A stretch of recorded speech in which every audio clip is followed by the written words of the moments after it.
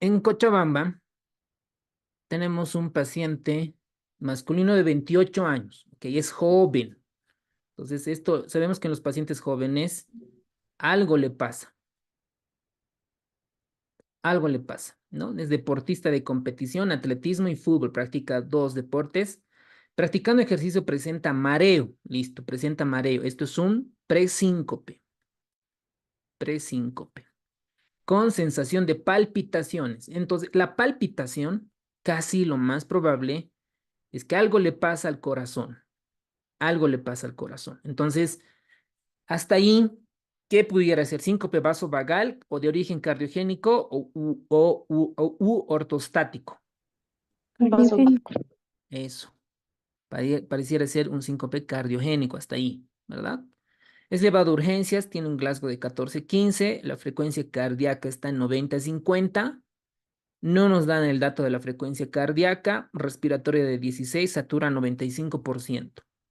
Un paciente que llega, hacemos el examen neurológico, llega a la urgencia y lo primero que ustedes que tienen que realizar, si tiene déficit focal, doctores, ¿no? Si tienen algo anormal en la parte de sistema neurológico, ustedes deben solicitar una tomografía simple de cerebro, ¿ok?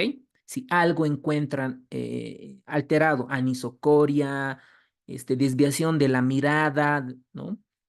Monoparesia, hemiparesia, le piden una tomografía. Si no encuentran nada relevante desde el punto de vista neurológico, van al sistema cardiovascular y ven un electrocardiograma. Entonces acá, por ejemplo, de manera rápida se evidencia que primero rápido, lento, ¿no? Esto parece rápido, ¿no? Rápido. Y nos vamos a ver cómo está el intervalo RR, ¿no? Vamos a ver y pareciera que está un poquito irregular, ¿no? Aquí está un poco largo y aquí un poco corto. Tendríamos que medir esto con regla. Miren, aquí está un poco corto y a comparación de esta. Entonces, una arritmia, ¿no? Una arritmia. ¿Cómo está el QRS? ¿Ancho o corto? O digo, o sea, está ancho, ¿no?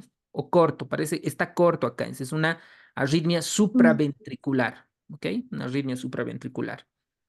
De las arritmias supraventriculares está la FA, está el flutter, el síndrome de Pere corto, etcétera. Entonces, si nosotros vemos la derivación de dos larga, aquí se evidencia claramente, ¿no? La onda delta, se evidencia.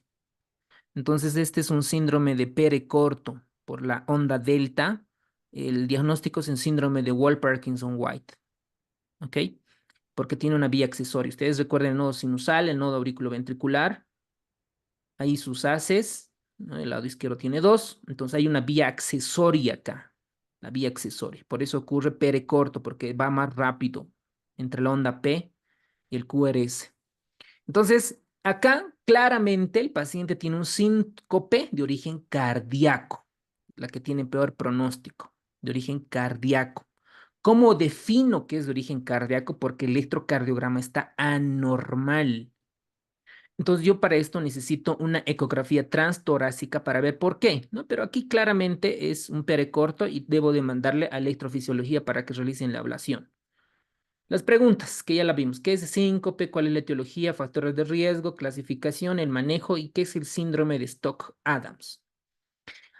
Aquí tenemos la definición y pueden ir contestando las preguntas que se les han enviado. Y aquí también les voy a mostrar preguntas y ustedes pueden ir contestando en el chat.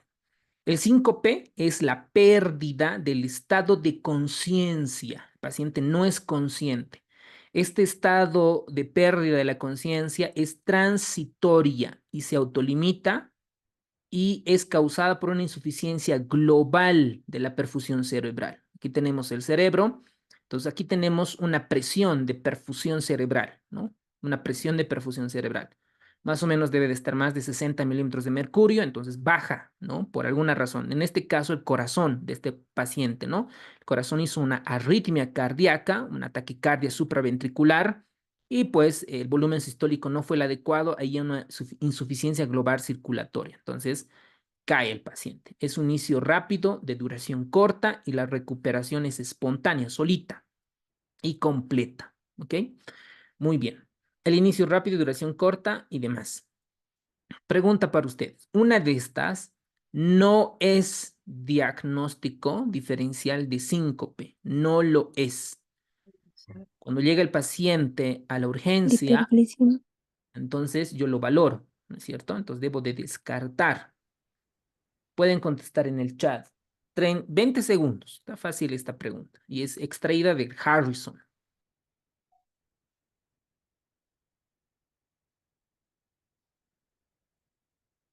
Doctor, la cataplegia igual sería un diagnóstico diferencial.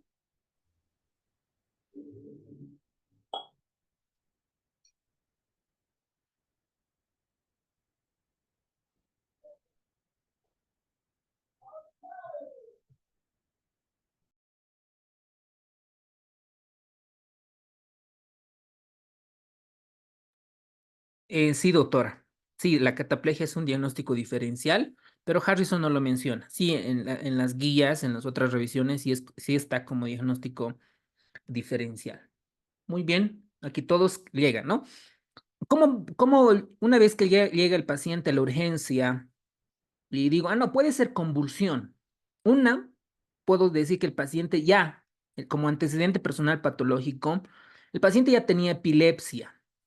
¿Ok? Perfecto, es una convulsión. ¿Ok? O de repente puede ser un tipo de convulsión que se manifiesta por síncope. Y ahí al neurólogo le vamos a preguntar, ¿cómo voy a diferenciar? Puede ser una isquemia vértebrovascular, para eso necesito una tomografía, si encuentro algo en el sistema nervioso central.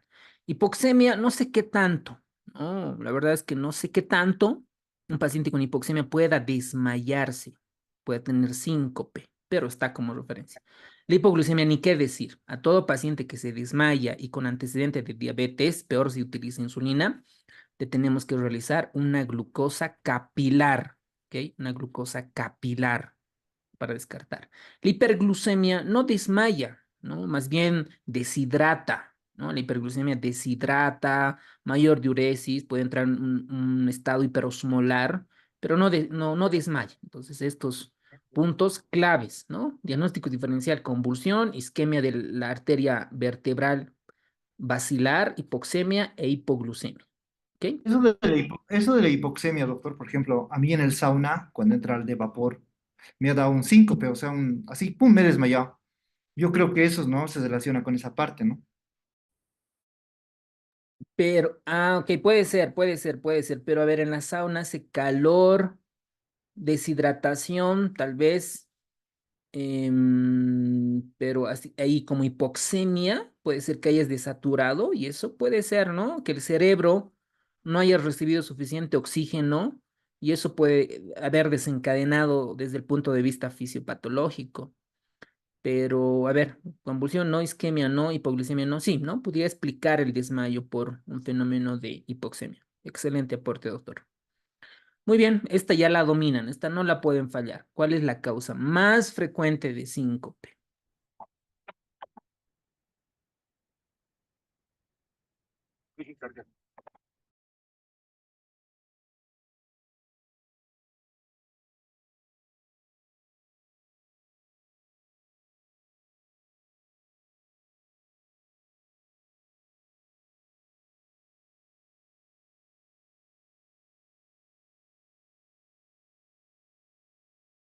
Entonces, el síncope se divide en tres, según Harrison, porque según las guías han visto tiene varias clasificaciones. El síncope de causas neurales, el síncope vasovagal, o también, ¿no? Es el otro nombre. ¿Por qué se da? Porque hay una vasodilatación episódica, ¿no? El corazón y el sistema vascular periférico. Entonces esto se vasodilata, disminuye la resistencia vascular sistémica y obviamente le llega menos sangre al corazón y la paciente se desmaya, ¿no es cierto? ¿Cuándo ocurren? Ustedes han debido ver, por ejemplo, cuando una persona recibe una mala noticia, ¿no? Sobre todo las personas adultos mayores reciben mala noticia o la hacen renegar y se desmayan, ¿ok? Entonces también en este mecanismo fisiopatológico puede estar asociado a bradicardia. La hipotensión ortostática, como vieron en el caso clínico, son en pacientes con disfunción. ¿Disfunción en dónde? En el sistema nervioso autónomo, ¿ok? Entonces acá los reflejos homeostáticos cardiovasculares crónicos. Y el síncope cardíaco, como es en el caso clínico, puede ser generado por arritmias, cardiopatías estructurales y por disminución de gasto cardíaco.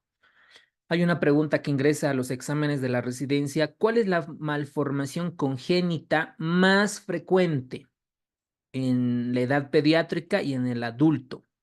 Ahí les dejo como opciones: la comunicación interauricular, la comunicación interventricular. Causa, tema que no entra al examen de Bolivia, ¿no? Las malformaciones cardíacas, pero esto suelen preguntar. Ahora, los mecanismos neurales, también llamados síncope reflejo y síncope vasovagal. Y el síncope reflejo además tienen otras que ya vimos, ¿no es cierto? Pero esto es solo Harrison. Tenemos de mecanismos neurales y la hipotensión ortostática y el síncope de origen cardíaco. El síncope vasovagal es porque hay una vasodilatación del sistema vascular periférico por pérdida del tono vasoconstrictor y esto puede asociarse a bradicardia. Hipotensión ortostática por insuficiencia autonómica crónica y la parte cardíaca por arritmias o cardiopatías estructurales. Entonces, como ustedes bien contestaron, la causa más frecuente es el síncope vasovagal. La misma pregunta que vimos a un principio, pero también modificada. Una de estas no es diagnóstico diferencial del síncope.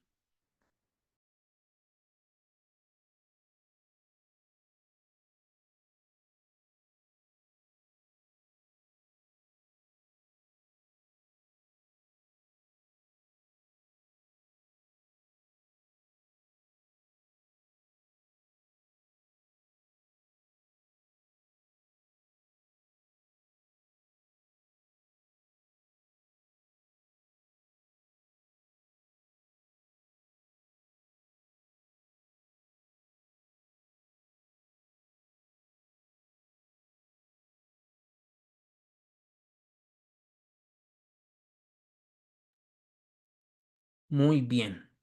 Cuidado, se confundan la isquemia de la arteria cerebral media. Da otra clínica. Aquí es la isquemia vertebrovascular. Excelente. Esta ya la vimos.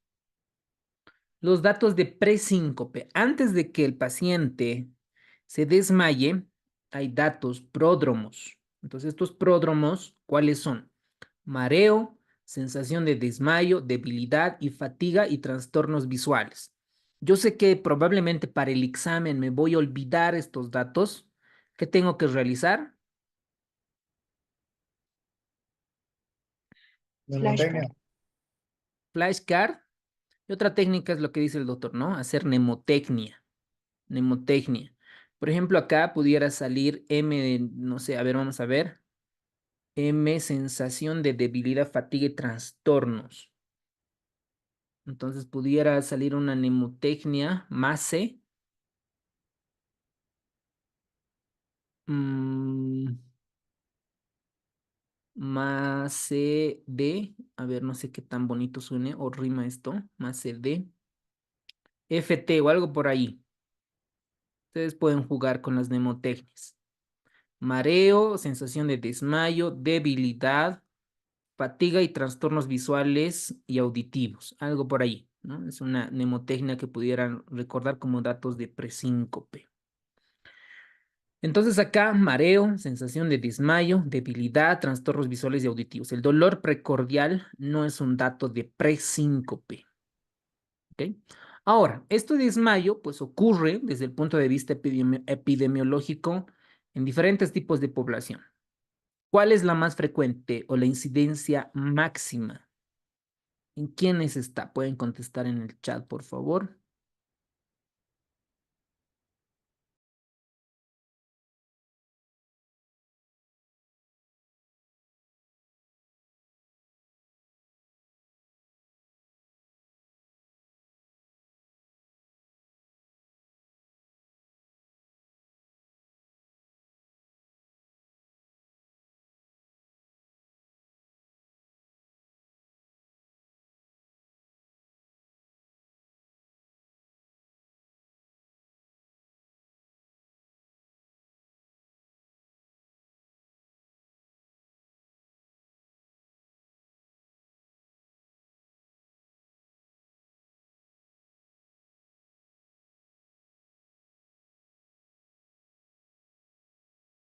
dentro de la epidemiología, constituye el 3%. Probablemente estos datos para el examen no pueda recordar. No han preguntado porcentajes, por ejemplo, ¿no? Hasta ahora. Pues son cuestiones muy detalladas. Constituye el 3% de las consultas en el servicio de emergencias y el 1% de las hospitalizaciones. La incidencia máxima ocurre en jóvenes entre los 10 y 30 años de edad y los ancianos después de los 70 años. El síncope de origen neurológico es la variedad más frecuente, el síncope vasovagal. Y entre el varón y la mujer, la más frecuente es afectada en la mujer. El pronóstico después de un solo episodio es benigno, es decir, tiene buen pronóstico, sobre todo el vasovagal. Ahora, paciente masculino de 26 años de edad ingresa a urgencias por síncope, de etiología no filiada, no encontrada. ¿Cuál de estas es indicación de hospitalización? Creo que esto es lo más difícil, ¿no? Para mí, desde el punto de vista personalmente, me sería difícil memorizar todos estos datos. ¿A quién voy a hospitalizar o lo voy a evaluar intensamente? A todos los pacientes que tengan síncope y además esté asociado el dolor torácico, lo voy a evaluar, ¿ok? Lo voy a estudiar profundamente. Todo lo que tenga que ver corazón, en resumen, todo lo que tenga que ver corazón. Manifestaciones de insuficiencia cardíaca congestiva, valvulopatía, moderado o grave. Por ejemplo, una estenosis aórtica. Cardiopatía estructural, moderado o grave. Por ejemplo, una CIA, una CIB, una comunicación interventricular o interauricular. Manifestaciones electrocardiográficas de isquemia. Me está hablando acá de cardiopatía isquémica. Cardiopatía isquémica. Arritmias ventriculares. ¿Cuáles son las arritmias ventriculares, doctores? Tres son. ¿Cuáles son? Fibrilación ventricular, Así. taquicardia Fibrilación ventricular, ventricular, polimorfa. taquicardia ventricular. Muy bien. Taquicardia ventricular monomorfa, ¿ok? Monomorfa, fibrilación ventricular y taquicardia ventricular polimorfa, torsada en puntas. La taquicardia ventricular puede dividirse en taquicardia ventricular con pulso o sin pulso, ¿no? Sin pulso, con pulso. Y acá la mayoría el tratamiento es desfibrilación en el área de urgencias. Desfibrilación. Ya para de manera crónica es el desfibrilador automático implantable. ¿Ok? Para la parte crónica y la parte de urgencias. Muy bien. Intervalo QT prolongado, más de 500. Esto sí me haría un flashcard personal, ¿no? Porque sé que este punto de corte fija que no voy a acordar hasta febrero del 2025. Entonces acá, intervalo de QT prolongado mayor a 500 milisegundos. Entonces, estos flashcards, ¿entre cuántas personas, o sea, su grupo de estudio, con cuántas personas están haciendo? Por ejemplo, a ver, le preguntaremos a Natalie.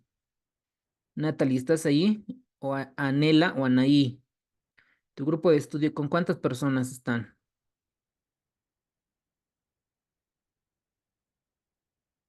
¿Están estudiando solos también?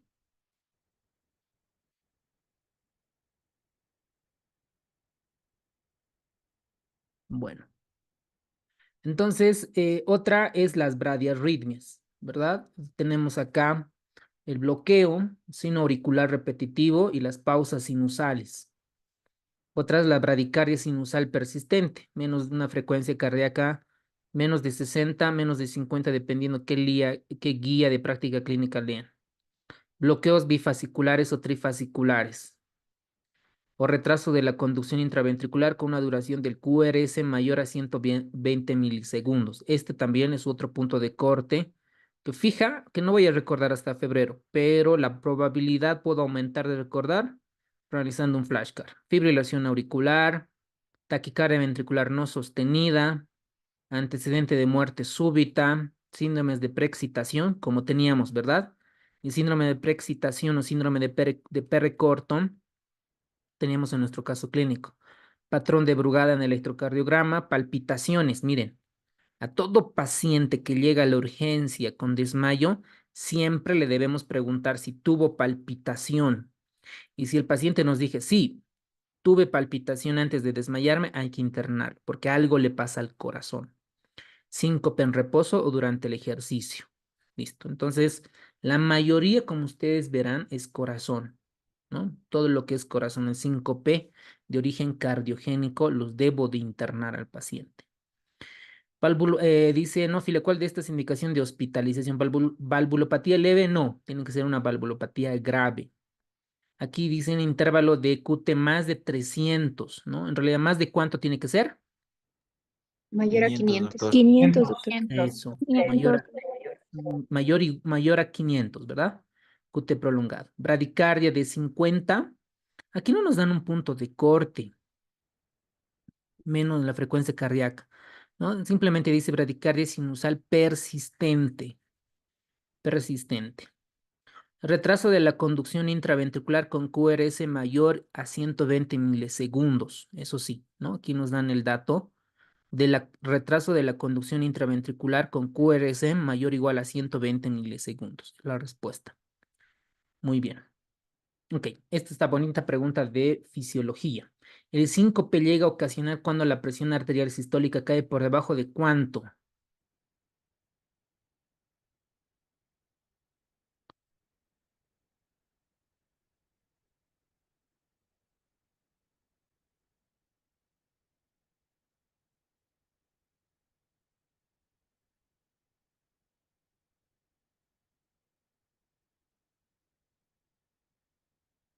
Muy bien.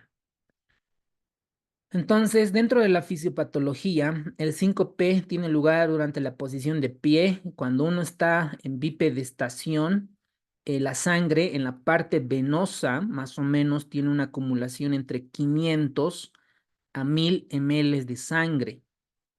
Y en la parte venosa y en la parte esplácnica. Entonces, un paciente que tiene sensación de síncope, los datos presincopales, es importante que este retorno venoso, esta cantidad de sangre pueda retornar al corazón. Entonces, el descenso del retorno venoso al corazón reduce el llenado capilar ventricular, por lo tanto, esto disminuye el gasto cardíaco y el gasto cardíaco es una variable de la presión arterial, por ende disminuye la presión arterial, trata de compensar el sistema nervioso autónomo aumentando las señales simpáticas, pero el decremento de la actividad vasovagal es más poderosa y por lo tanto disminuye la presión arterial. Aquí tenemos la fisiopatología. Si esta respuesta falla como la causa de la hipotensión ortostática crónica, miren, por ejemplo, aquí tenemos el nodo sinusal y al nodo sinusal le llegan varios receptores del sistema nervioso autónomo. Y también está relacionada con los varoreceptores que están en el callado aórtico y el seno carotidio, ¿no? Este seno carotidio y estos varoreceptores están inervadas por el sistema nervioso autónomo.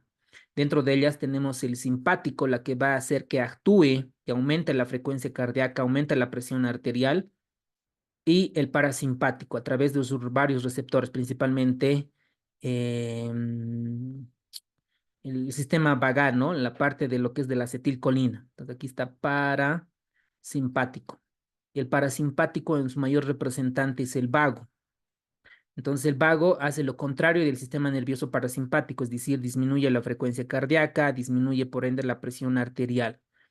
Entonces, cuando hay una disfunción de estos varoreceptores o hay una hipersensibilidad del seno carotidio, por lo tanto, aumenta la función del parasimpático, el vago, y por ende baja la presión arterial y el paciente puede tener síncope.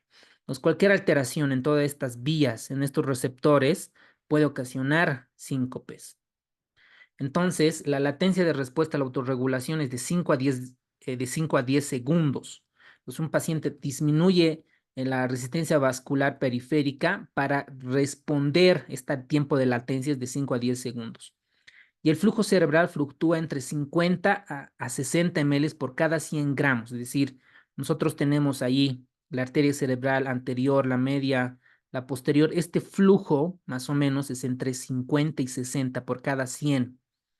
Y las presiones de perfusión cerebral pueden llegar de 50 hasta 150, de 50 hasta 150 milímetros de mercurio.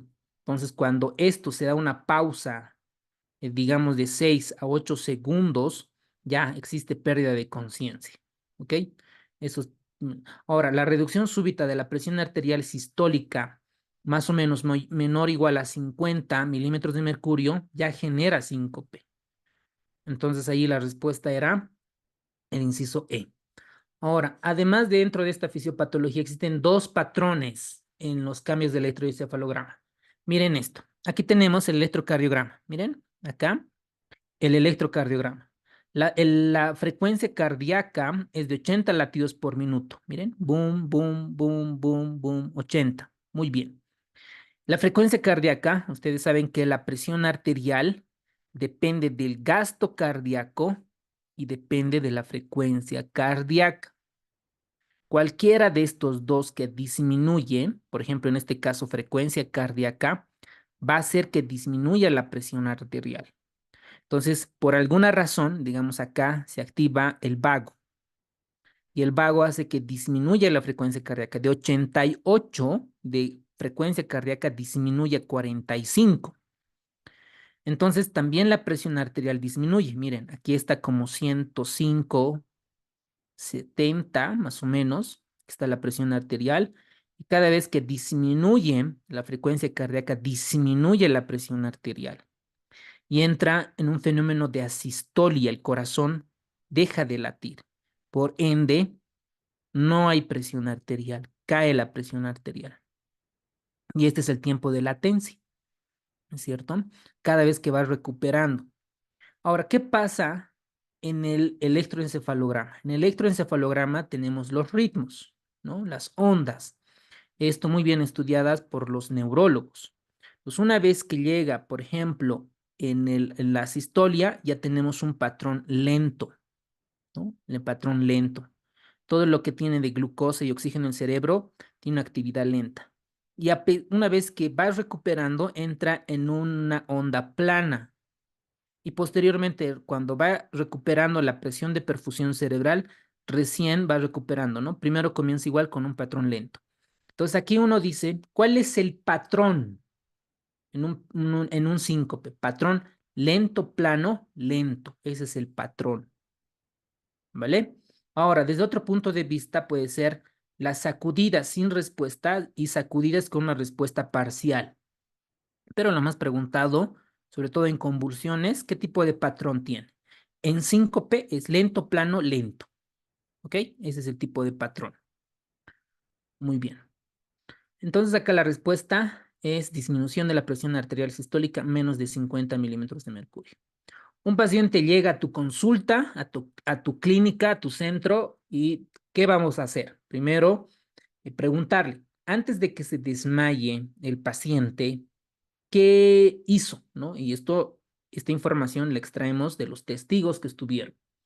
Y aquí la clave es la valoración neurológica. ¿Cómo están las pupilas? ¿Cómo está la orientación en tiempo, espacio y persona? ¿Y cómo está el sistema piramidal? Si tenemos datos de focalización. Focalización. Por ejemplo, si un paciente tiene un accidente vértebro cerebral, sobre todo la arteria vértebro basilar, ¿qué clínica tendrá? ¿Qué manifestación clínica tendrá? ¿Piramidal? No, vértebro basilar. Vértebro basilar. Cerebeloso. Exacto, exacto, muy bien, doctor. Porque estas voy a encontrar, voy a buscar ataxia, ¿no ven? Voy a buscar si el paciente si va a un costado en la prueba de la caminata, ¿no? El romper, ¿no? El dedo, todo lo que es semiología del cerebelo, ¿ok? Toda la semiología. Entonces, si yo encuentro estos datos, urgente una tomografía de resonancia magnética. Después, obviamente, de medir la presión arterial y frecuencia cardíaca, cuando llega, primero lo que tomo es signos vitales, ¿no? Ya después le hago, tomo la frecuencia cardíaca y la presión arterial acostado en decúbito y después de 3 minutos de pie. ¿Para ver qué cosa? Para ver si hay diferencias en la frecuencia cardíaca y en la presión arterial. Entonces, si hay datos neurológicos de alguna normalidad, le pido una tomografía simple de cerebro. Y en todos los pacientes que tengan un desmayo, evidentemente voy a tomar un electrocardiograma de 12 derivaciones, clave para encontrar algún tipo de arritmia. ¿Ok? Ahora, para pacientes con hipotensión ortostática, con esta diferencia voy a ver, ¿no ve? Con esta diferencia, sospecho que el paciente tiene hipotensión ortostática, voy a hacer los estudios del sistema nervioso autónomo. ¿Qué voy a valorar? Tres cosas, doctores, tres cosas voy a valorar. La función del sistema nervioso autónomo, la función colinérgica simpática y la función adrenérgica simpática. Las dos, ¿no? Colinérgica y adrenérgica. ¿Cómo? Esto anótense y pueden volverlo flashcard. ¿Cómo voy a valorar el sistema nervioso? Con la variabilidad de la frecuencia cardíaca en la respiración profunda. Maniobra de Valsalva, ¿no? Con estos dos datos, la función del sistema nervioso autónomo. La función colinérgica, ¿cómo voy a valorar? Si hay respuesta termorreguladora del sudor y la prueba refleja axónica del pseudomotor, ¿no? El reflejo axónico motor. Esto es la verdad, nunca he visto realizar, sé que en estudios de investigación lo realizan la parte cardíaca, sobre todo los neurólogos, en la parte de disfunciones autonómicas colinérgicas. Y la parte del sistema simpático adrenérgico, veo la respuesta de la presión sanguínea con la maniobra de Valsalva y esta, la prueba de mesa inclinada, que es la más usada, de mesa inclinada con medición de la presión arterial de cada latido. Esto es lo que más se usa para medir la disfunción del sistema nervioso autónomo. Y otra es considerar el masaje del seno carotidio. Con esto, ¿qué voy a valorar? La función simpática adrenérgica. Muy bien. Ahora, en la valoración cardíaca, todo lo que tenga que ver electrocardiograma, Holter. ¿Qué es el Holter, doctores? Electrocardiograma de 24 Son horas. estudios electrocardiográficos del ritmo cardíaco durante 24 horas. Exacto, muy bien. Ese es el Holter. ¿Qué me ayuda el Holter? Valorar si tiene algún paciente algún tipo de arritmia, cosa que no está presentando en la urgencia o en la consulta. Entonces ahí se hace un Holter, lo graba todo el ritmo cardíaco, lo graba en un aparatito y el cardiólogo lo revisa, ¿no? En su equipo para ver si hizo algún tipo de arritmia. Luego tenemos las grabadoras de ciclo, en la ecocardiografía, si sospecho alguna anomalía estructural o cardíaca, las pruebas de ejercicio en banda sin fin, a un paciente que le hago trotar como la prueba de esfuerzo, y estudios electrofisiológicos, ¿no? Básicamente Holter. Ahora, el síncope por mecanismos neurológicos. Acá vamos a tener los famosos arcos. El arco del sistema nervioso central que interrelaciona con el sistema nervioso periférico. Aquí existe el vago, ¿no? El sistema vagal está aumentado y está disminuida la parte simpática. Lo que habíamos comentado, cuando se estimula el vago, disminuye, ¿no? Disminuye la presión arterial, disminuye la frecuencia cardíaca. Lo mismo pasa con la parte simpática. Entonces hay un cambio súbito y transitorio autonómico de estos. ¿Qué causa? Bradicardia, vasodilatación, descenso del tono vasoconstrictor y por ende síncope. Muy bien. Aquí tenemos los mecanismos neurológicos. Miren acá cómo está la frecuencia cardíaca, digamos como en 80, digamos 100, 75, 60 y baja menos de 50 y aquí baja también la presión arterial. ¿No es cierto? Por ejemplo, esta es una respuesta hipotensora bradicárdica paroxística, ¿no? Es un momento porque la frecuencia cardíaca vuelve a recuperar. También vuelve a recuperar la presión arterial. Entonces, miren, en el inciso A dice que es una característica del síncope mediado por mecanismos neurológicos. Se muestra que la presión arterial y la frecuencia cardíaca de latido tras latido sin penetración corporal durante 5 minutos. Acá el tiempo son de 60 a 360 segundos. Esto con movimiento vertical en una mesa inclinada. Están tratando de valorar si el paciente tiene asociación a hipotensión ortostática. Acá en la otra imagen, el B, nos refiere que es el mismo trazo extendido para mostrar 80 segundos del episodio, ¿no? Un poco prolongada, ¿no? Está prolongada los episodios. Y obviamente el paciente en este caso tendrá mayor repercusión clínica. Ahora, aquí, por ejemplo, el up to date, ¿no? Aquí tiene su propia clasificación que está casi similar al libro de Harrison, ¿no? La clasificación mediada por reflejos, el síncope vasovagal, situacional y el síndrome del seno carotidio. 3 clasificaciones. Dentro del síncope vasovagal tenemos el vasovagal ortostático, ¿ok? Generalmente después de estar de pie por mucho tiempo. No sé si ustedes han visto en los soldados, ¿no? O están mucho tiempo en bipedestación y se desmayan, ¿no? Este es un síncope vasovagal ortostático. Luego tenemos el síncope vasovagal emocional, el que les comentaba, digamos, a la abuelita, a la tía, que les dio una noticia muy importante. Entonces, es un síncope vasovagal de origen emocional. El otro es el disparador desconocido, como su nombre lo indica, no hay una etiología afiliada. La situacional, ¿no? Es un paciente que está en micción o defecación, sobre todo los pacientes con alguna patología. Entonces hacen mucho esfuerzo, mucha valsalva y se desmayan. Al tragar o tos, ¿no? Pacientes con tos estornudos pueden desmayarse. Esos son síncopes por reflejo de origen situacional. Y el síndrome del seno carotídeo por el masaje, por la hipersensibilidad estimulada por el sistema nervioso autónomo, específicamente el vago. ¿Ok? Entonces acá tenemos el síncope vasovagal, es el desmayo común, se produce por emoción intensa, dolor, estrés. Y tenemos la vía aferente y el agente desencadenante que puede ser, por ejemplo, acá el miedo. ¿Ok? Y los reflejos situacionales que ya lo vimos posteriores. Ahora aquí tenemos causas de síncope, ¿no? Aquí tenemos síncope vasovagal, el que es provocado por dolor, ansiedad, emoción intensa. Por ejemplo, cuando comenzamos anatomía, hay muchos de mis compañeros, también ustedes deben de pasar, cuando ven sangre, se desmayan, ¿no? Entonces, un síncope vasovagal. Luego tenemos el síncope reflejo situacional, ¿no? El de origen pulmonar, por ejemplo, por tos.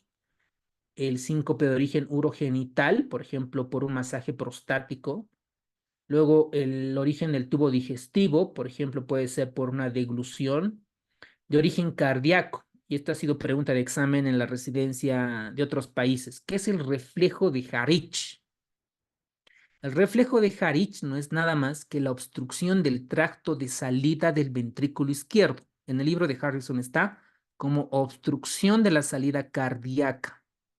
Esto pasa frecuentemente en la hipertrofia patológica del septo interventricular.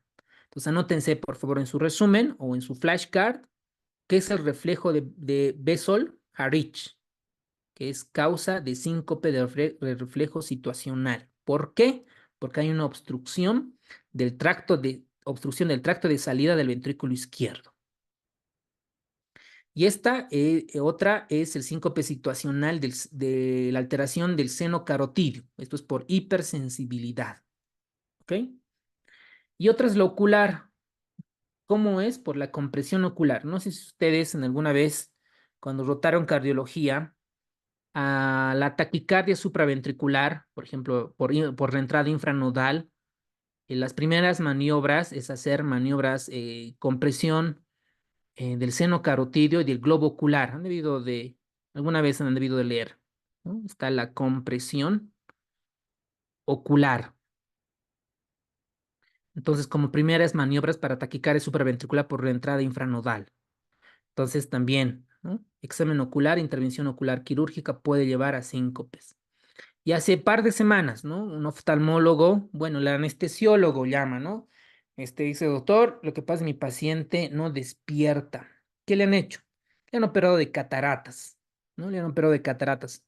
Y de repente, ¿por qué no despierta? ¿Y cómo está la presión arterial, la frecuencia cardíaca, los signos vitales, la saturación? Me dice, están aceptables, están. Entonces, la paciente se ha desmayado, ¿no? Solo 30 segundos, un minuto.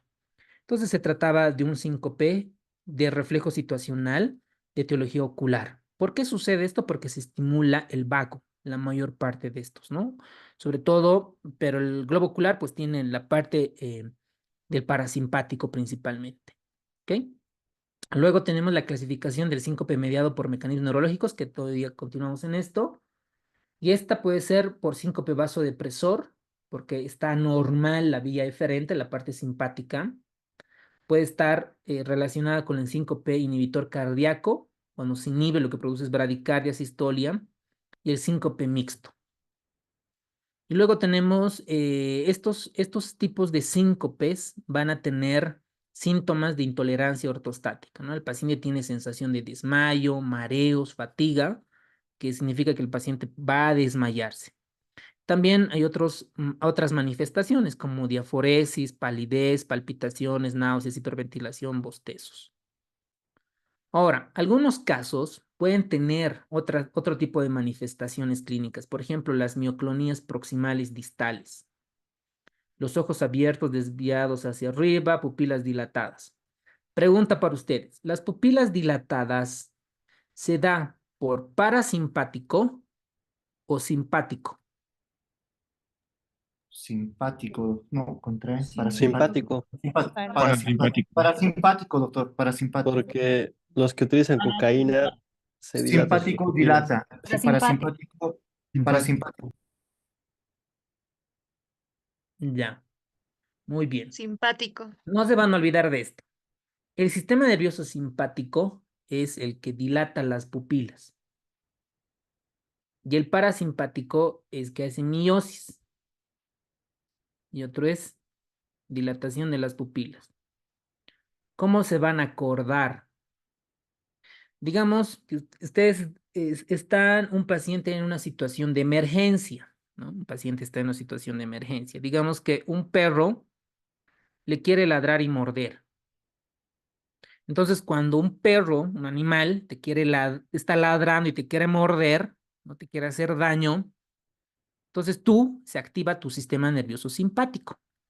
Comienzas a tener miedo, sudoración, aumenta la frecuencia cardíaca, por ende aumenta la presión arterial, comienzan a sudar, etc. Y las pupilas se dilatan porque estás en un estado de alerta, porque necesitas ver mejor, se dilata. Entonces el simpático dilata y el parasimpático contrae, ¿ok? La miosis, ¿ok? Entonces, estos pacientes pueden tener pupilas dilatadas, movimientos oculares vagos, gruñidos, gemidos, respiración estertorosa, incontinencia. Datos inespecíficos, ¿verdad? No sé, lo veo como un poco confundido, ¿no? O sea, pero pues pueden tener estas manifestaciones. Muy bien, ahora vamos al manejo. Ya con esto vamos a terminar. ¿Cuál de estos no es manejo en el síncope vasovagal? Pueden contestar en el chat, por favor.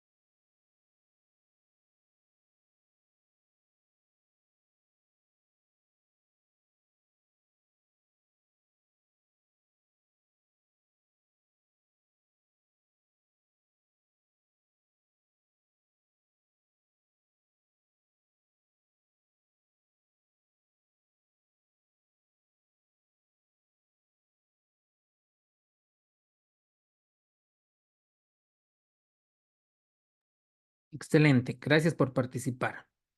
Entonces, primero el paciente lo tranquilizamos. Dice, señor, usted está tranquila, está con un buen médico. Nos hemos preparado bien en la parte pregrado y nos estamos preparando para la residencia médica. Y estamos estudiando bien, estamos preparando muy bien. Entonces, evitar primero los estímulos desencadenantes. En por ejemplo, las malas noticias, ¿no? Expansión del volumen circulante. Entonces, al paciente le tomamos signos vitales, el internito, la enfermera está realizando el electrocardiograma de 12 derivaciones, le instalamos una vía periférica. ¿Y qué tipo de solución le vamos a administrar? Una solución dextrosa al 10%, 500 cc. Le vamos a administrar una solución Ringel lactato, unos 500 cc. Solución salina al 0,9%, 500 cc. ¿Cuál le vamos a administrar? O glucosalino, prefiero. Salina, por Solución solución salina. salina. Ok.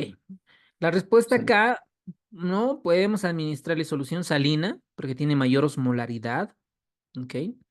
O Ringel lactato, cualquiera de los dos, ¿no? Le administramos una carguita de entre 500 a 1000 ml. Sobre todo en esto, si el paciente está hipertenso, ya, ahí podemos administrarle glucosalino o dextrosa. ¿Ok? Si el paciente está recién recuperándose del síncope, solución salina a 0,9%. O la mal llamada fisiológica.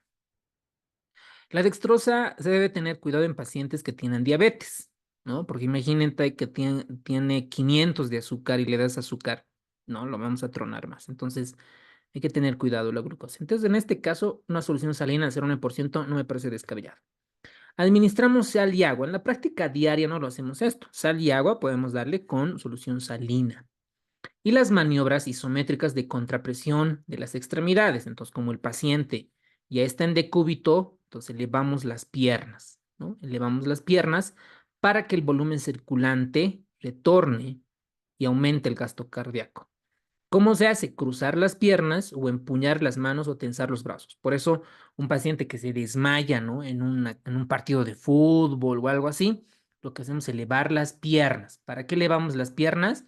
Para aumentar el volumen circulante efectivo. ¿Ok? En algunos casos, cuando no responden a 500 ml, no responden a estas maniobras isométricas de contrapresión, está indicado administrar fludrocortisona. ¿Por qué? Porque este tiene mayor actividad mineralocorticoidea. Entonces, todo lo que es mineralocorticoidea, el objetivo es captar el sodio lo más que se pueda. Sal. Entonces, en algunos casos también está indicado los agonistas. Está mal esto, no es antagonista, es agonistas. ¿Ok? Porque yo quiero estimular el beta 1. Si estimulo beta 1, aumento la frecuencia cardíaca y por ende la presión arterial. ¿Ok? Y algunos casos vasoconstrictores, pero es bien raro que el paciente tengamos que administrarle adrenalina, noradrenalina, dopamina, no, muy raro. Máximo llegamos a esto, ¿no? Con una solución fisiológica llega a responder. A no ser que el paciente tenga, no sé, bradicardia. Entonces, para bradicardia sintomática, ¿cuál es el manejo? ¿Qué le doy primero de fármaco para bradicardia sintomática? Vamos a irnos al Atropina. protocolo de la CLS. Atropina. ¿Cuánto es la dosis?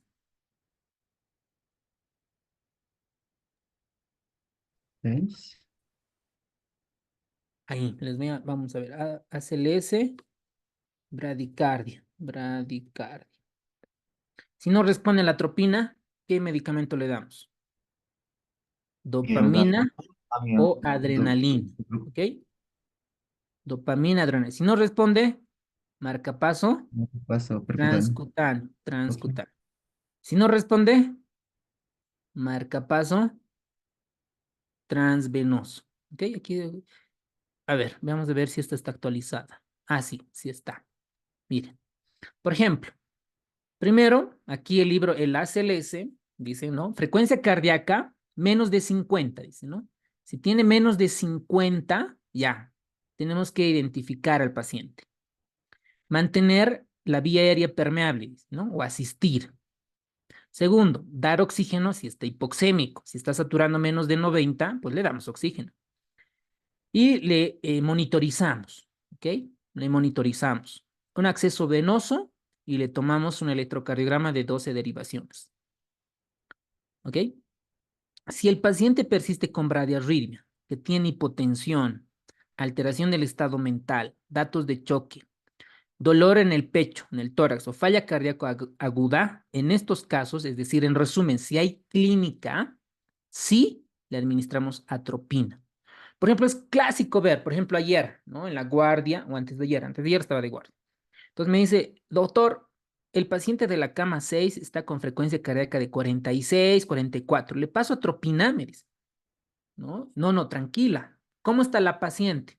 Glasgow 15, buena presión arterial, buena diuresis, orientado. Entonces solo se observa. Tiene 40 de presión y baja la presión arterial, 80-40, ¿no? El paciente ya se encuentra medio dormido, ahí recién. Recuerden, no se trata monitor ni laboratorio, se trata paciente. Entonces, si el paciente tiene clínica, ¿ok? Administramos primero atropina. La ampollita viene de 1 miligramo. La primera dosis de 0.5 miligramos, ¿ok? En bolo, repites cada 3 a 5 minutos y la dosis máxima es 3 miligramos. 3 miligramos. ¿Ok? Y la frecuencia cardíaca sube, ¿no? Si estaba en 40, te va a 70, 80, ¿no? Y a veces no responde, sobre todo los bloqueos auriculoventriculares, Chagas principalmente. Recién pasamos dopamina o epinefrina. Hay muchos casos igual, ¿no? ¿Por qué está con dobutamina? No, es que tenía bradicardia. No, pero la dobutamina no está indicada, ¿no? Y aquí manejamos con dopamina o adrenalina. En mi caso, prefiero preparar epinefrina. La ampolla viene de 1 miligramo, preparamos 10 miligramos, 10 ampollas de adrenalina en 200 cc de fisiológico y por bomba de infusión a 2 ml, 3 ml vamos titulando en base a la frecuencia cardíaca y la presión arterial.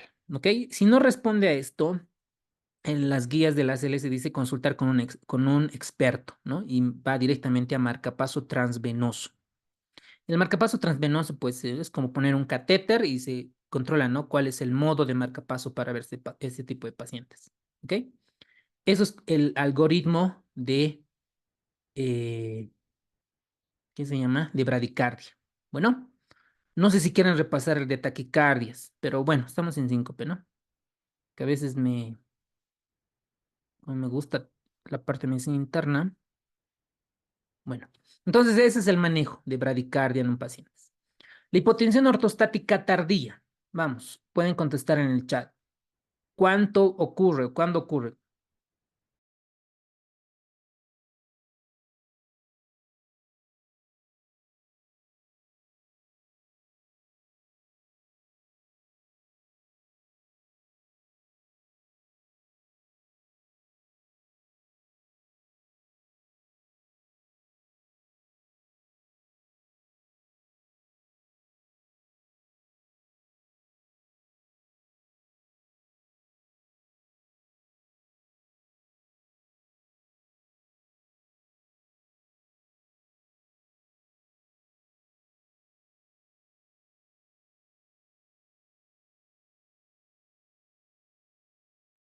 Excelente. La hipotensión ortostática, principalmente la falla es la parte simpática. Simpática. Por ejemplo, vean esta imagen donde se muestra cómo la frecuencia cardíaca comienza a disminuir al menos 20 milímetros de mercurio y la presión diastólica 10 milímetros de mercurio mínimo en los 3 minutos. Entonces aquí tenemos la hipotensión ortostática tardía. ¿Ok? Porque miren, la frecuencia cardíaca está entre 70, 80, 70, 75, disminuye y llega la hipotensión ortostática acá. Y ocurre después de los 3 minutos principalmente, después de ponerse de pie. Y luego tenemos la hipotensión ortostática inicial, que surge a los 15 segundos del cambio postural. Entonces, tardía, 3 minutos, y ortostática inicial en los 15 segundos del cambio postural. Entonces, acá la tardía, más de 3 minutos. Ahora, la hipotensión ortostática es casi similar, ¿no? Los síntomas, mareo, fatiga, cefalea, visión borrosa, bla, bla, bla. Pueden tener dolor cervical en la región suboccipital. También en el libros de semiología describen la cefalea de gancho para ropa. Significa que el paciente antes de desmayarse presenta un grado de cefalea. Puede haber isquemia de los músculos cervicales y en algún momento puede presentarse hipertensión en el decúbito dorsal, sobre todo en individuos con hipotensión ortostática por falla autonómica y afectan más del 50% de los pacientes. Y creo que desde el punto de vista para memorizar es las causas de hipotensión ortostática. Hay una lista grande. Aquí tenemos las causas de hipotensión ortostática neurógenas. Incluyen la disfunción del sistema nervioso autónomo central y periférico. Miren, todas estas enfermedades. Ahora, aquí hay que darle un sentido, digamos, de agruparlos, ¿no? De agruparlos. Tenemos la falla autonómica primaria por enfermedades neurodegenerativas. Aquí tenemos las sinucleopatías. ¿Cuáles de estas tenemos? La enfermedad de cuerpos de Lewy, ¿no? Que nos dan demencia, Parkinson, falla autonómica pura, atrofia de múltiples sistemas como el síndrome de Shea-Drager. Estos son fallas autonómicas primarias. ¿Cómo puedes relacionar que la mayoría de estos no hay una causa identificable? Es primario. Ahora, la falla autonómica originada por neuropatías periféricas autonómicas, periféricas. Por ejemplo, la diabetes, la amiloidosis, ya sea hereditaria o primaria, neuropatías hereditarias, neuropatías autonómicas inmunitarias hereditarias, ganglionopatías, síndrome de Sjögren, paraneoplásico, VIH, postprandial, fármacos, hipovolemia. Entonces acá la clasificas en primarios y periféricos. Cuidado que te confundas con esta, la amiloidosis primaria, porque dentro de esta está la amiloidosis lateral amiotrófica y la relacionada con cadena ligera de las inmunoglobulinas. Esto es un poquito más de reuma, ¿no? Del mundo alucinante de la reumatología. Bueno, eso es con relación a las causas, ¿no? Entonces acá vamos a tener primarios, Shea-Drager, Parkinson, cuerpos de Lewy, falla autonómica pura. La amiloidosis, la mayor parte de las amiloidosis suelen ser hereditarias, ¿no? Que ocasionan polineuropatías y estas amiloidosis están dentro de las neuropatías periféricas, ¿ok? Periféricas. Muy bien. Aquí habla un poquito de la hipotensión ortostática neurogénica en cuanto a la fisiopatología. El punto es que hay una disminución de la resistencia vascular periférica, estimulando nitratos, vasodilatadores, antidepresivos tricíclicos, fenotiacinas, deficiencia de volumen, ya sea por hemorragia, vómitos, diarrea, hipovolemia teogénica, por ejemplo, por uso de diuréticos inapropiados que estimulan la disminución de la precarga. Dentro de la hipotensión ortostática, el libro de la guía de UpToDate lo clasifica en 3: relacionada con medicación, agotamiento de volumen y la falla autonómica. Por medicación, todo lo que baja presión arterial, diuréticos, beta bloqueadores, antidepresivos, ¿no? Medicamentos. Volumen, hemorragia, gastrointestinal, impulso de sed disminuido. Esto por hipotensión ortostática por agotamiento de volumen. Falla autonómica, creo que esto es lo más difícil, ¿no? Esta tabla, esta imagen, tiene que estar en su resumen, en su mapa mental, ¿ok? O en su flashcard, tiene que estar, porque esto va a ser un poco difícil recordar para el examen. Entonces aquí tenemos la primaria, ¿no? La autonómica pura, enfermedad de Parkinson, la atrofia multisistémica, creo que aquí en Harrison esto no está, ¿no? La atrofia multisistémica, no está. Atrofia de múltiples sistemas o el síndrome de Shea-Drager, sí está. Muy bien. El síndrome de Shea-Drager y la demencia de cuerpos de Lewy, primario. Secundario. Esto podríamos preguntar lo más frecuente, ¿no? ¿Cuál es la causa de hipotensión ortostática más frecuente? La más frecuente. Y aquí la respuesta es diabetes mellitus. La diabetes mellitus, ¿qué produce? Por síncope por hipotensión ortostática por falla autonómica secundaria. secundaria. Luego tenemos la amiloidosis, lesiones de la médula espinal, neuropatías autoinmunes, por ejemplo, el Guillain-Barré. Esto es frecuente, doctores, ¿no? Un Guillain-Barré que han visto pacientes, de repente están recuperándose su debilidad motora, se encuentran taquicárdicos, frecuencia cardíaca de 130 y por ende se mantienen hipertensos, 130/90. Y dices, ¿por qué está taquicárdico? ¿Tiene fiebre? No. ¿Tiene hipoglucemia? No. ¿Tiene dolor? No. Entonces, lo más probable es que se atribuya a fallas autonómicas. Luego tenemos las neuropatías paraneoplásicas. Tratamiento. Para estos pacientes depende, ¿no? Las causas, qué le está ocasionando. Y tenemos algunos fármacos que afectan la función neurovegetativa. Por ejemplo, los opioides, los esteroides, los antiarrítmicos, antidepresivos, los diuréticos, los inhibidores de recaptación de serotonina.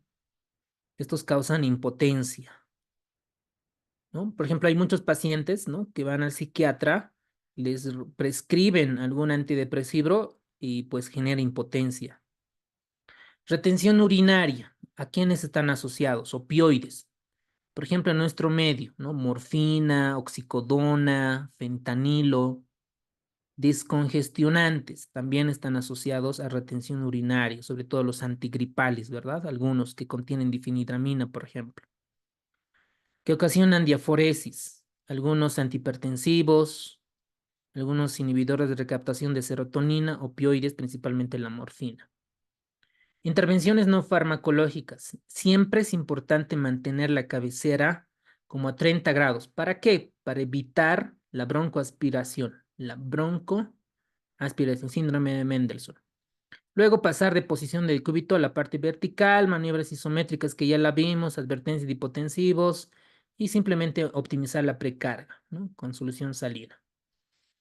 Tenemos también fármacos como la acetato de fluorocortisona, la midodrina, la pseudoefedrina, la yumbina, la desmopresina, eritropoyetina. Pero en nuestro medio, en la práctica diaria casi no la utilizamos, porque responden bien. Y lo más difícil del síncope de origen es el de origen cardíaco también. Entonces, las arritmias se dividen en dos, en taquiarritmias supraventriculares y primero podemos clasificar las arritmias en taquiarritmias y en bradiarritmias. Las taquiarritmias la podemos clasificar en taquicardias supraventriculares y en taquicardias ventriculares. Entonces, cualquiera de estas arritmias generan síncope de origen cardíaco. Las bradiarritmias pueden originarse disfunción del nodo sinusal o bloqueos auriculoventriculares. La disfunción grave del nodo sinusal es por paro sinusal o por bloqueo senoauricular. Y el bloqueo auriculoventricular, ¿no? Tenemos de primer, segundo y tercer grado, pero las que ocasionan síncope es bloqueo AB completo y el de Mobitz 2 o bloqueos de alto grado. Entonces, para esto vamos a ver los electrocardiogramas. A ver, ¿dónde está? Descartar. Y vamos a ver ACLS, taquicardia.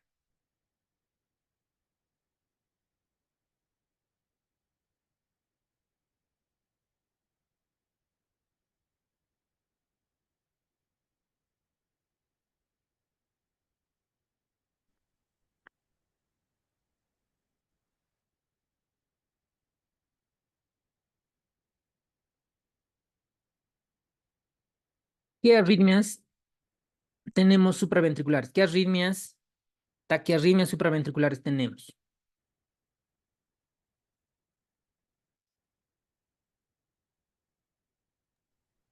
Fibrilación auricular, flúter, Muy bien, flutter después auricular. el- la taquicardia por entrada intranodal también se considera, Sí, porque sí, está en sí. el límite. Sí, porque Eh, la taquicardia supraventricular, la que dice la ACLS, es la taquicardia supraventricular por reentrada infranodal. Ese es el nombre correcto. Porque mira, ustedes van a ver A ver, es que esta no quiere. A ver, no sé si es esta.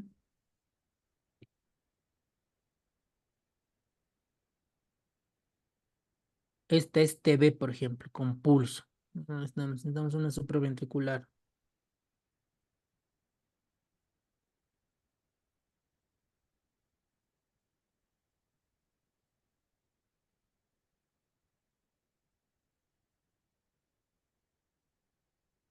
A ver, vamos a poner acá.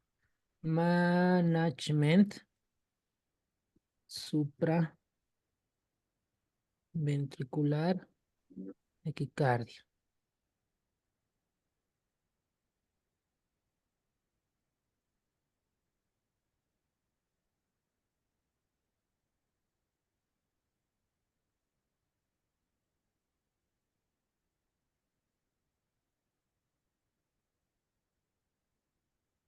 Mm,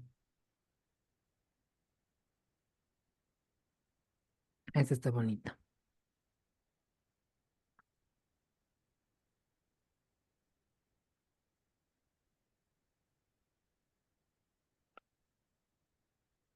Ahí está. Las taquicardias Sí. supraventriculares, aquí está. Miren, lo más frecuente es la taquicardia sinusal, que es esta, ¿no? La taquicardia sinusal puede ser generada por fiebre, dolor. El manejo es la causa. Luego tenemos las taquicardias ortodrómicas o las taquicardias supraventriculares por entrada infranodal. Estas taquicardias, si el paciente, miren este dato, si el paciente está inestable hemodinámicamente, inestable, se realiza cardioversión sincronizada. Y si no está inestable, se hace las maniobras vagales. Entonces aquí les voy a mostrar. Esta es una taquicardia que siempre la van a ver en emergencias, en anestesio, en terapia intensiva, ¿no? Taquicardia supraventricular. Entonces es primero una arritmia, rápido o lento, rápido. ¿Cómo está el QRS? ¿No? Corto, entonces una taquicardia supraventricular. Entonces taquicardia supraventricular voy a mostrar en el electrocardiograma.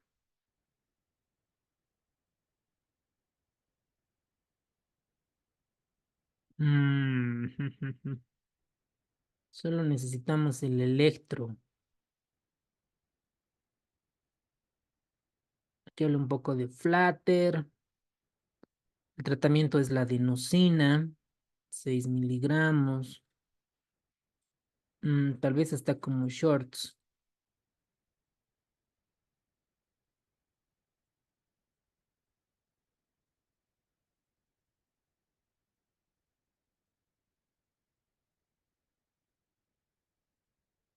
A ver, creo que esta solo dura 2 minutos, puede ser que esté acá.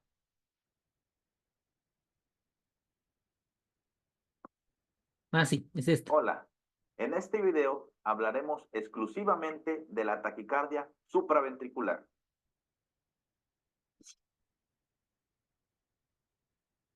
Un ritmo rápido, regularmente mayor a 180 latidos por minuto, de complejo QRS estrecho y de RR regular.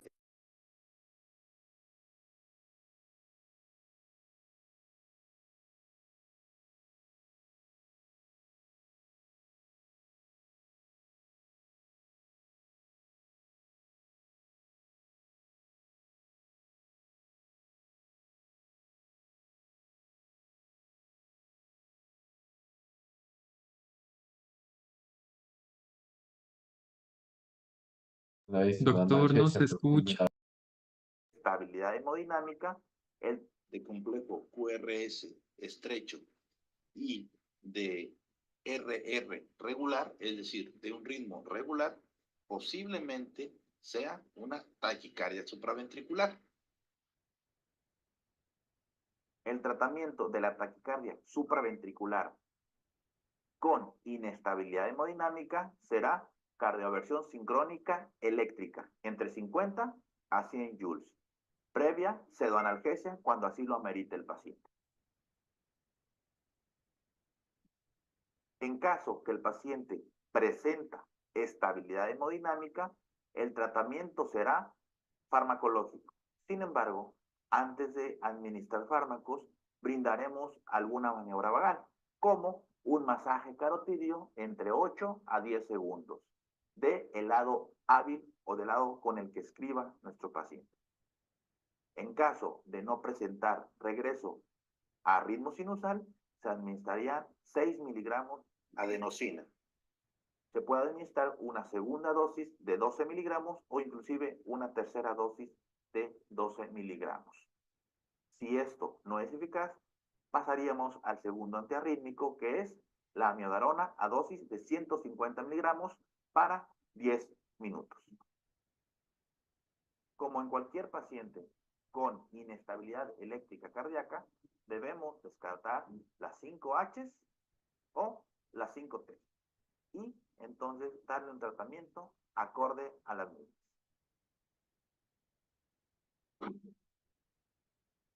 Muy bien, ese es el manejo de la taquicardia supraventricular. Ujú.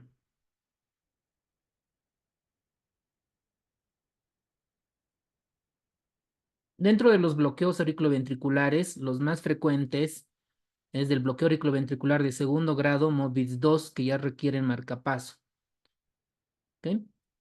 Ahora, dentro del síncope cardíaco, pues las bradiarritmias son las que ocasionan mayor cantidad de síncopes a comparación de las taquiarritmias. Estos síncopes que son ocasionadas por bradiarritmias o asistolias, se conoce el famoso ataque de Stock-Adams. Entonces, un paciente que tiene bradiarritmia y síncope es el famoso ataque de Stock-Adams. Estos trastornos de bradiarritmia pueden ser ocasionados por múltiples causas, por ejemplo, un síndrome de QT largo, un síndrome de Brugada o una taquicardia ventricular polimorfa catecolaminérgica. Entonces, dentro del síncope cardíaco, habíamos comentado, tenemos en dos que se dividen las arritmias, principalmente las bradiarritmias y las cardiopatías estructurales. Dentro de las cardiopatías estructurales tenemos cualquier tipo, ¿no? Valvulopatías, cardiopatía isquémica, miocardiopatía hipertrófica, masas cardíacas, mixomas, derrames pericárdicos y otras. Y estos causan síncopes. Aquí dentro del UpToDate nos da de origen cardíaco las taquiarritmias y las bradiarritmias. ¿Ok? Y tenemos la enfermedad estructural, principalmente la estenosis aórtica severa. En la cardiopulmonar tenemos el tromboembolismo pulmonar TEP. Tratamiento, depende de la causa. Si es bradiarritmia, pues un marcapaso intravenoso en urgencia y de manera crónica probablemente requiere un marcapaso permanente. Y si es un ataque de arritmia, por ejemplo, por vía accesoria, ahí es ablación. Y por ejemplo, si es una taquicardia supraventricular por entrada infranodal, pues ahí tenemos el medicamento adenosina. Si no responde, amiodarona. Y si está con inestabilidad hemodinámica, cardioversión sincronizada. ¿Ok? Diagnósticos diferenciales que ya la vimos. Principales causas de síncope que amenazan la vida, que pueden fallecer estos pacientes, tenemos por arritmias e isquemias dentro del síncope cardiovascular. El más peligroso, el que muere paciente, es la taquicardia ventricular. Y aquí me gustaría repasar en 30 segundos cómo es una taquicardia ventricular versus una fibrilación ventricular. Entonces le voy a poner acá como arritmias ventriculares para que ustedes puedan diferenciar. Arritmias ventriculares.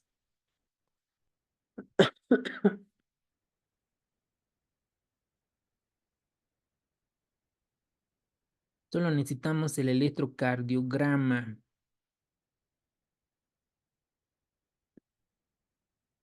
A ver. Le vamos a poner arritmias ventriculares monitor.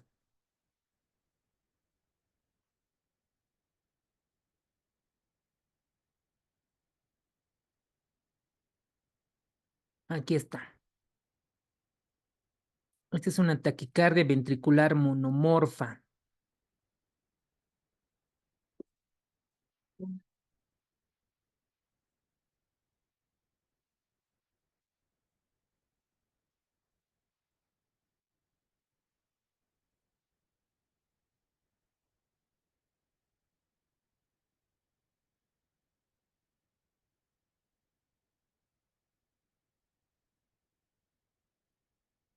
La taquicardia ventricular monomórfica que se encuentra en un paciente estable hemodinámicamente debe ser abordada con fármacos para tratar de regresar a sinusal. Puede ser amiodarona o también está descrita la lidocaína. En los lineamientos del ACLS marca que un ritmo rápido con RR regular y de QRS ancho podría llegar a utilizarse adenosina.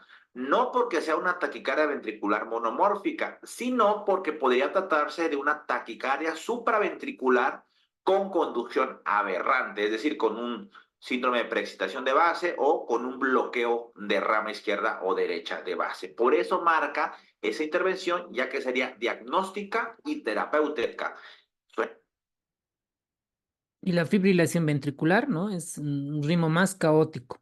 Fibrilación ventricular. Monitor. Es un ritmo más caótico, desorganizado. Miren cómo está.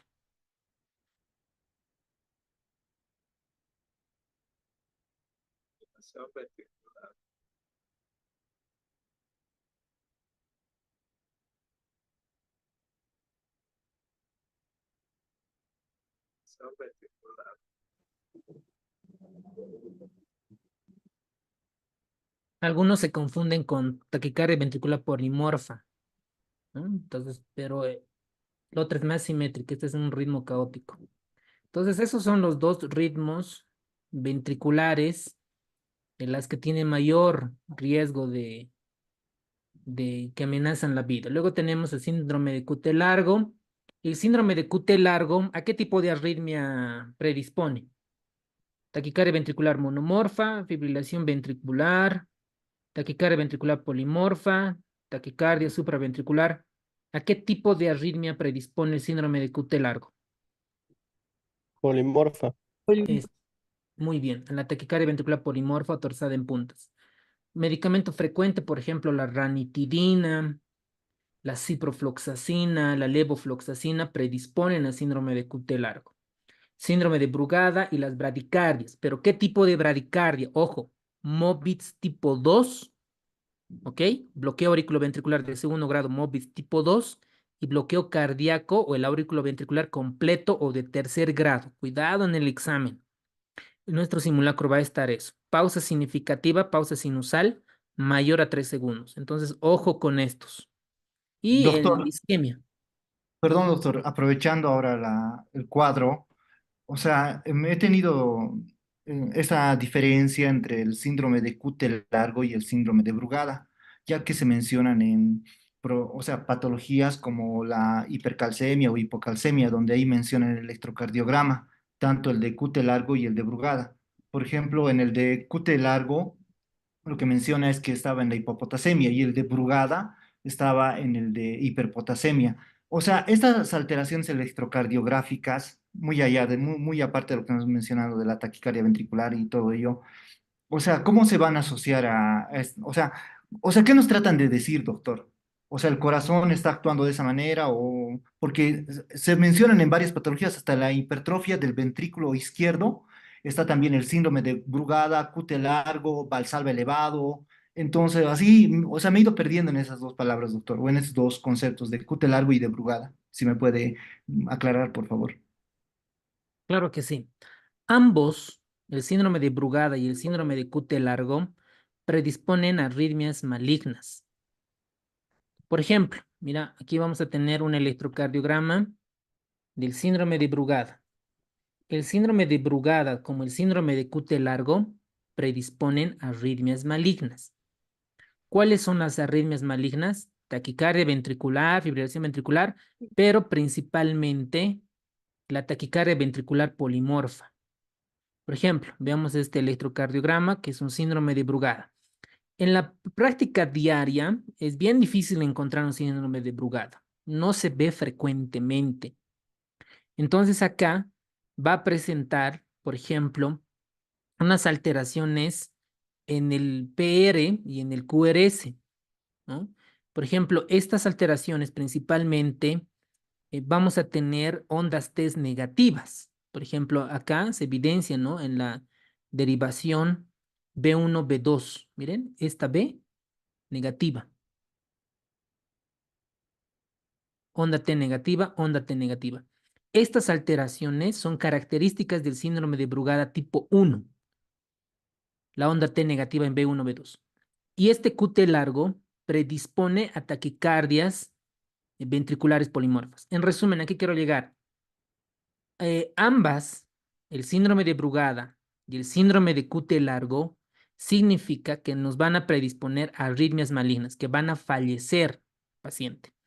Cuando me comentas, por ejemplo, que en hipertrofias del corazón, sobre todo el ventrículo izquierdo, como crece, puede existir bloqueo de rama izquierda, ¿no? Y también eso predisponer a algún tipo de arritmias. ¿Ok?